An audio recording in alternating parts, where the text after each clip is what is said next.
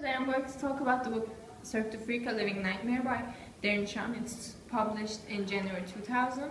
The book is based on the adventures of Darren Shan, the writer himself, but he is unable to give his real name because he claims that every situation in the book really happened. You have the ability to believe it or not. I choose not to believe it. So the story starts with a day that one of Darren's friends brings a brochure to a freak show to school, and they plan about going to the freak show, but they only managed to get 2 tickets when they were 4 people. Darren and his best friend Steve are the ones to go to the freak show, and during the freak show, Steve recognizes a vampire from his comic books.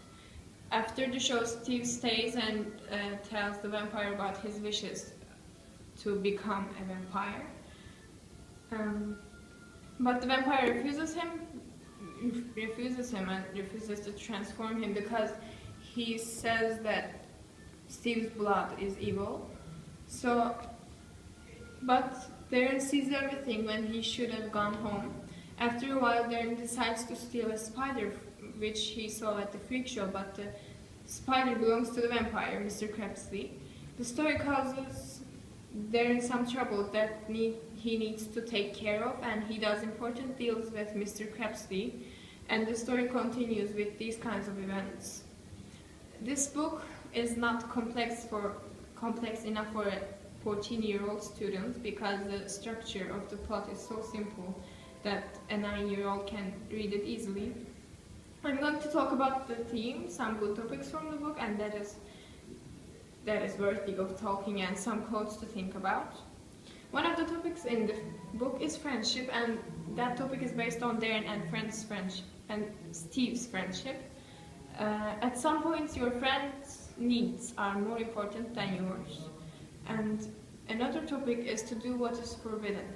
I think the theme is related to this topic because you get into trouble when you do things that are forbidden. If they tell you